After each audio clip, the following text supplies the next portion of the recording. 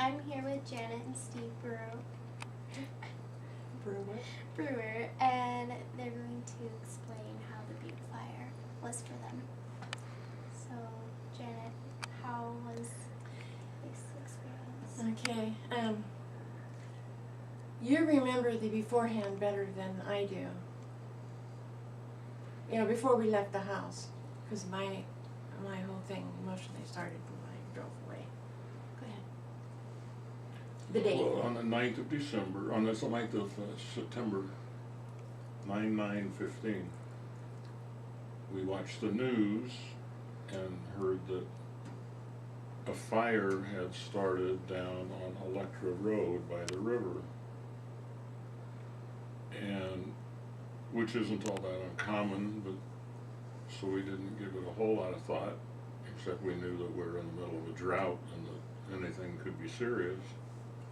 But we got up the next morning and turned on the TV and heard that overnight it had doubled in size. And I think we had heard it had jumped the river to the other side, on the Calavera side at that time too. But that's what got our attention, is when it doubled in size. So, when we found out we had to evacuate, he took little Rosie here and put her in the RV, and I guess you took tax information, you know, that kind of stuff. And he left, and I didn't have any boxes, so I just went in and I grabbed every pillowcase that we owned, and I just went through the house, like all those pictures over there, and everything went, and it didn't make any difference if something got broken. It didn't matter to me, you know, the glass or anything. So I just loaded up, I can't remember how many pillowcases full of pictures. I just know there wasn't room for anybody to sit in a passenger seat. It was that full.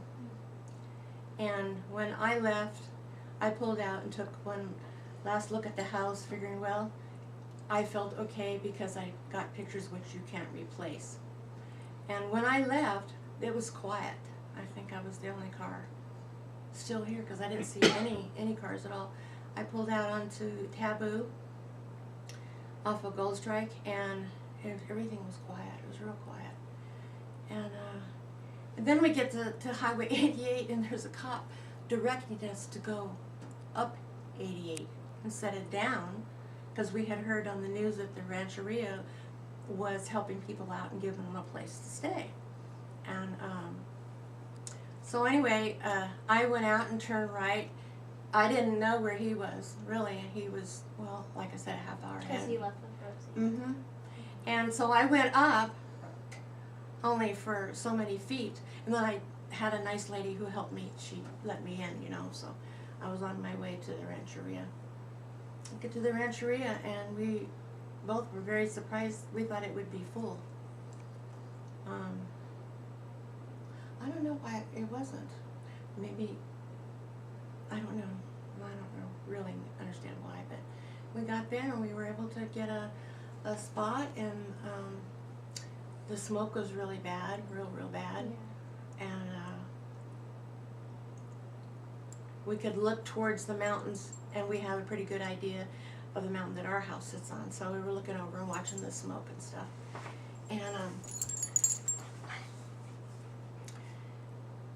And so things just kind of raced through my head that whole time we were there. And Rancheria was really nice, and it was picking people up with their shuttles and taking them up to the Rancheria for breakfast, lunch, and dinner. And there were people that didn't have a place to stay, so they used the ballroom, I guess, with cots for the people that just had to get out real fast or something. Anyway, it was the first night was real hard because all the power was out on the mountain, which included the Rancheria. Their power was out too. So we had to use a generator like a lot of the RVs, and that's what we went to sleep with. The sound I think of that's generators. Yes. And so we got to the next day, and Steve was having we spent 2 nights there. Thursday and Friday. Mm-hmm. And sorry, but We better take the ball away. And then the second night it was really nice because there was a knock on the door, and I didn't tell you guys this, but No. I felt just for a split second somebody's knocking on the door to tell us that our house is gone, and that's what went. And so when I opened the door and I saw you guys sitting there, it was really a relief and made me feel good that you guys had thought about us to come up. And you brought your burgers and cold drinks. That was cool. But it was harder and harder for him to breathe. He had lung cancer, and they did surgery, and they got it all. But it's not been the same, you know. He's not breathing really good. And so anyway, we got up the next morning, I guess it was. That was the second night when they came over, and I'll let you take it from there. We had to get out of there. The smoke was just too. It was. Well, we got really up bad. Saturday morning, and Friday we could stand at our campsite and look out over the terrain where we kind of figured our house was, our neighborhood, and the smoke billows got bigger and bigger and bigger and blacker and blacker, and with the casino right up the street, had I been a betting man, I would have gone up and bet that our neighborhood was gone. Yeah, we Because felt pretty sure. I would have bet a lot of money that it was gone, I was pretty sure. But I didn't want to talk too awful much about it, you know, it wasn't a very good subject, but that evening, Janet was with Aaron. Yeah. And I took the shuttle up to the casino for dinner, and I could see the smoke coming down in the trees. And so I knew it was getting much closer and much worse. And when we got up Saturday morning, Your water. when we got up, when we got up Saturday morning, you couldn't see probably To the end of the RV, it was 100 feet. getting bad. Yeah. Because the smoke was so thick at the rancheria. And where it was irritating before, now it was to the point I could hardly breathe. And so we went up and had breakfast, and I looked for oxygen. Nobody had oxygen. Yeah, I there was no couldn't find an oxygen EMT. there. All these people lined up. All the EMTs were over here, you know, helping people, I guess. But they didn't have any there. But we called down to the Plymouth campground, and they said they had openings there, and they reserved us a place. So we went down there and spent the next 4 nights. Yeah. It was interesting too that I talked to my brother and sister-in-law in Los Angeles, and they had a map of the fire on their computer, and they said that we were losing homes at the end of Quail and at the end of Clinton Bar, according to the maps they were looking at. And I said, if it starts in our neighborhood, it's not going to stop. You know, there's just too many houses that will go up by a match. And they were telling me about Clinton Bar. It looked like there was like 5 homes on each side of the street that were burned, and Quail, same thing, that there were places gone. And I had just talked to the people across from us at the campground, and they lived at the end of Clinton Bar. And I thought, oh my goodness, they've just lost their home. I didn't want to tell them that, so I didn't. But we came down the hill on Saturday, and where the breathing was about 95% better in Sutter Creek or Plymouth. And so we ate out, I think, every meal, and you know, a couple meals a day, and we just hung around at our campsite, and we had power down there, so we weren't listening. We did have generators. It was the first 2 nights we had generators at the rancheria, which was just noisy like all night. You know, it was generators, and you had to keep your doors closed and keep your generators going on because the smoke was getting so thick, and it was hot. was hot, the temperature, I mean, it was like, I don't know, Those probably. guys and the firefighters in their tents, piece of property right next to the, In Plymouth, yeah. yeah, the Plymouth RV place where we were at. I'm going, what is that? What's that noise? Because, you know, we weren't using our generators. They have electricity. And that's where all the firefighters were.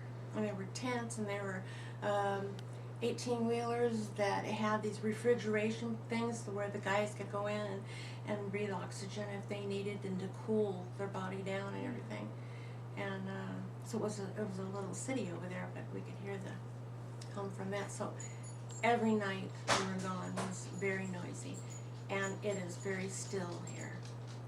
At night, it's like you don't hear anything. There's no crickets, you hear nothing.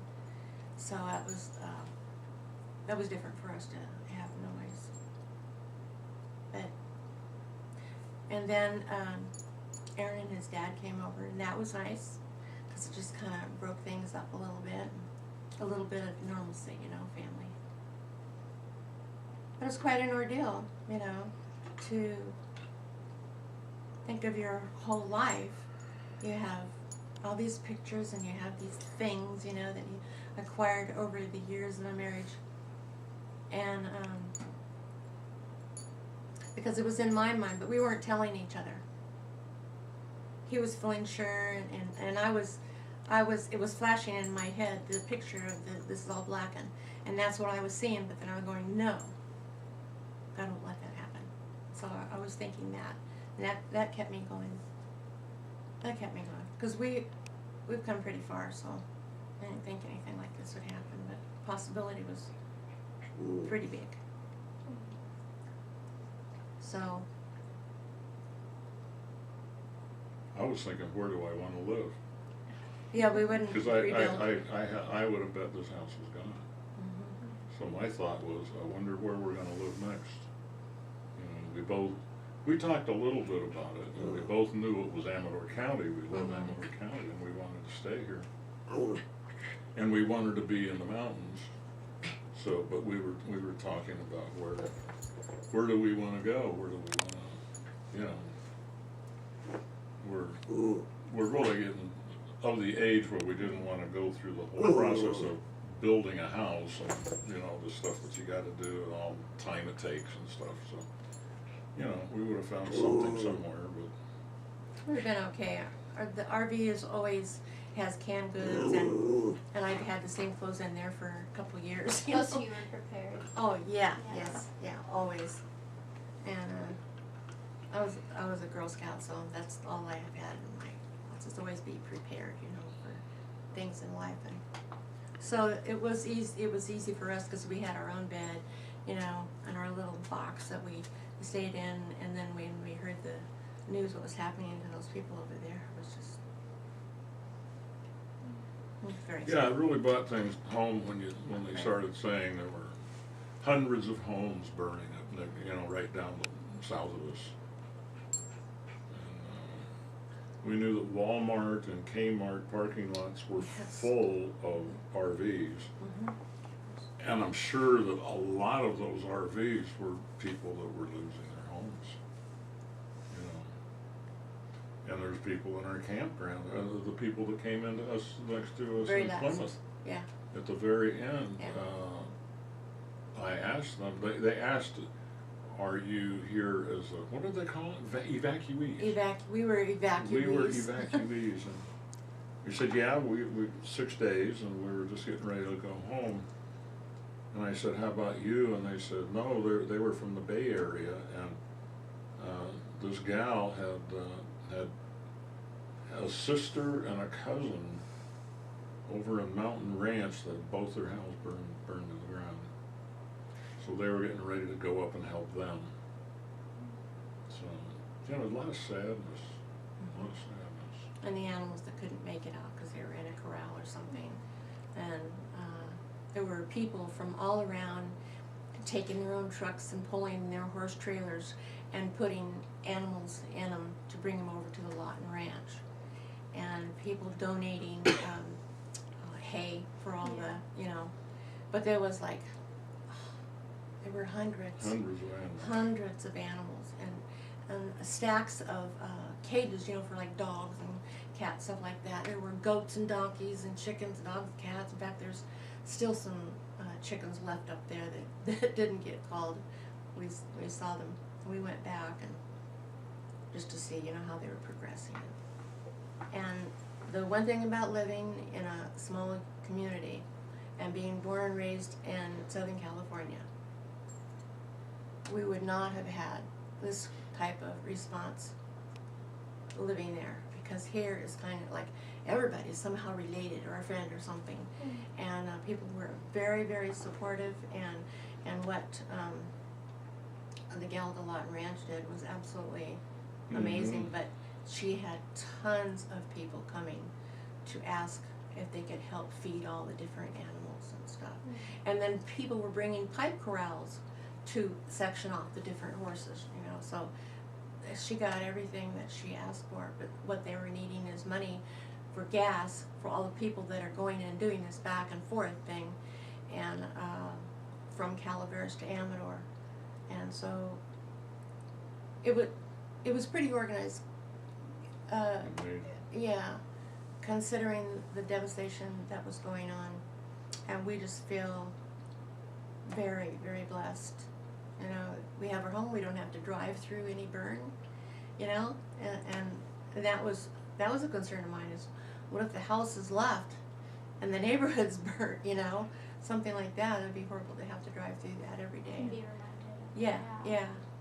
And we got home and the smell was really bad, and the deck, everything had ash all over it. And I got a piece of ash that's this big that came in the air from all of the stuff, and it was a piece of bark of a pine tree that had come and fallen on our cement walkway right out the door. If it had gone that way about a foot, it would have dropped into our evergreens out there, junipers, and all the underneath of there is just dried leaves. So that definitely would have caught fire. We were so lucky. So there's more, but we've gone over our limit. We were supposed to do this in 4 minutes, so. Oh, no, it's okay. We can keep going and going. I remember you said earlier how there were fire trucks at everyone's place watching and protecting over it. Some friends of ours down on Gold Strike said that he'd never seen so many fire trucks in his life, and he's a former police department guy from Southern California. But I heard from more than one person that what they did is in this entire neighborhood, Gold Strike, Robin Lane, Quail, Dove, Clinton Bar, first of all, they bulldozed all around the entire bluff. And about a 10-foot swath they just bulldozed to get everything that would burn. They got it back away from the houses, and that ended up saving this neighborhood. They were but I heard that when I was saying earlier, when we were on Friday watching this big black smoke right at our neighborhood, and I knew that it was our house. I thought, I would have bet it was. That's when they had CAL FIRE and all the other fire departments. There were dozens of them. A lot of them out of state. They actually put an engine and a person at every single home in our whole neighborhood, watching for embers coming up out of the canyon and landing on the roof or on the property and starting fires. And I understood they put out a number of fires doing that in our neighborhood here. Somebody's deck caught on fire right down at the end of the street. Quail, was it? But all it takes is one ember to get this whole neighborhood be gone.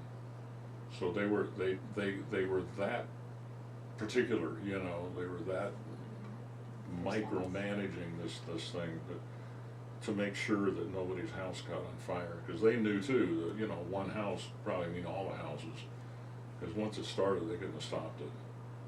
So and it was when I went down on the day we evacuated, went down to the end of Quail. And I walked out what ended up to be bulldozed later that day. I walked out there and I looked down and I saw the fire coming up to the right of me and in front of me and to the left of me across on the Calavera side, and I saw it was just coming this way. Everything was coming this way. And, you know, from way up where I was, the flames weren't like, you know, they could have been 100 feet tall. You couldn't tell it from where I was standing because I was quite a ways up the hill. But I could tell it was coming our direction, you know, it was coming right up the canyon. And the smoke was getting bigger and thicker and blacker, and within a couple of hours, you could have had a sun on the other side of that smoke and you couldn't see it. It was that black, really, really black. But it really, when you look down in that canyon, it's so huge. It's huge. You know, this It's Mokelumne really Canyon, the river and everything is just gigantic. But it really makes you realize just how small you are and what a tiny little neighborhood you are Mm-hmm. in this big area, in this big arena, that you're just a tiny little spot and you can go up in no time. So it was an impressive experience. You know, I'm sure it left both of us with our own impressions, and I'm just, you know, I think mine is one of gratitude, thinking that there were so many people involved in saving this neighborhood, so many people, and if it hadn't happened, you know, we wouldn't be here. If you look at a map of the fire, an overhead map looking down, and you get it on your computer, calfire.com, whatever, Butte Fire, and you look down and see exactly where the fire burned, and you'll see Mountain Ranch. You'll see all this red. Everywhere you look is red, and you'll see this one little circle, and it's Mountain Ranch. And was it Rich Hoffman at the casino? Somebody was telling me that the mayor and the city councils, you know, the sheriff, I don't know, a couple of officials, both had bulldozers, and they went out and bulldozed around Mountain Ranch because they knew the fire was coming.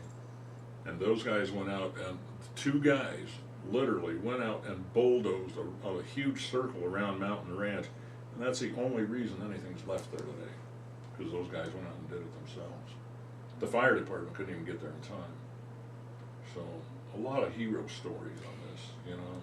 When we were at the parade today, Veterans Day is today, and when the fire trucks came down and all those firefighters came, you know, in their uniforms they fight in, I got kind of choked up because I knew that there was a lot of them that worked in this neighborhood and helped keep our home from burning. And then they towed the bulldozer, and I'm like, that could have been the bulldozer that put the brush around her place. Yep. And I just looked at it and went, whoa, you know, that was, so that's our experience. We were gone 6 days. We came home on a Tuesday afternoon or something like that. We left on a Thursday and came back the following Tuesday, I think, or something. Thursday and Friday night at the Rancheria. Saturday, Sunday, Monday, and Tuesday night in Plymouth, and we came home Wednesday. So we left on a Thursday and we came home on a Wednesday. So it was very, very nice to get home. And what was interesting, a lot of people that I've talked to since the fire, some people left their windows open, thinking that was the thing to do, I guess. I don't know. That particular thought never occurred to me. Our generator had already started because the power went out here at our house. The whole mountain went out. And our generator, we have a standby generator that'll run for a couple of weeks probably. With the amount of gas, it probably would have run 3 weeks. But as it turned out, it ran for 100 hours. So it ran a long, long time. But when we left, I went around, and and made sure every window and door was closed, all the way closed, with no gaps, no little cracks and, you know, or anything like that. I made sure everything was closed. And the air conditioner was on at 75 degrees. So, And when we got home, the air conditioner's still on, Yeah. and everything's still closed. Wow. And when we walked in, our biggest fear was, now we know our house is there, was smoke damage. yeah, Because a lot of people carpets, drapes, go through a everything. lot of trouble getting everything, your carpets, your bedding, your everything. I mean, clothes, I mean, jackets, I mean, think of everything that gets smoke damage, it's everything. And you could barely smell smoke when you walked in the house, barely. Wow. And the only way you really knew there was a fire, even close, there must have been a breeze that came up because it blew the ashes away. The only place I saw an abundance of ashes was in all the spider webs. Oh, yeah, and our bushes. The spider webs out in the front caught all the ashes, and it was just full of ashes. But it wasn't on the ground, it was in the spider webs.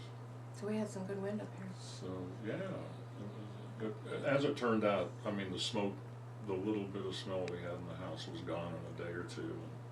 So we had no work to do, and I was thinking, Yeah. when you're thinking smoke damage, because that can be real bad. Yeah.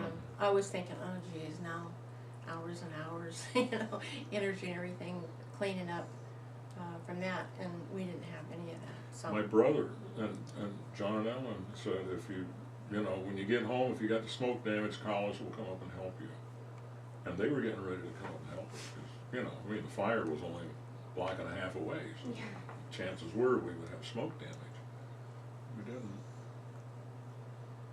there's one thing that I noticed, there was a lot of rumors going around. There's sometimes people that like to make things a little more exciting, I guess. And we were hearing stories that our whole neighborhood had gone up in flame, and they were naming our street Robin Lane and everything. And of course, none of it was true, but we had a hard time getting the facts because the firefighters were staying here and the road was blocked. But oh, it was Josh who said that he called over here. His dad lives next door here. His dad lives here and he lives down in a ways. And anyway, he said when he called somebody and he was able to get a hold of him, he said he could hear bulldozers in the background. And we hadn't heard they were using bulldozers. So there was a lot of things going on we didn't know about, and you know, just stay out of their way and let them do their job, and they really did. So we're very grateful. So the day we thought our house burned was 9/11, Yeah, Oh. because we could see the smoke. and we thought how appropriate. You know? 9/11, our house burns down. But it didn't. And here we are. And here we are on 11/11, sitting here making movies in front of the Hot fireplace. the Little Butte fire. Yeah. Oh my goodness. Yeah. Fire's pretty if it's in the right place and you have control, and that was just fine.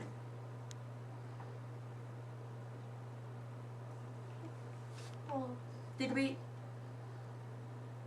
Oh. Thank you. Oh, thank you for the interview. It was Thank great. you. Thank Thank That was you. lots of fun. Thank you. Nice to meet you.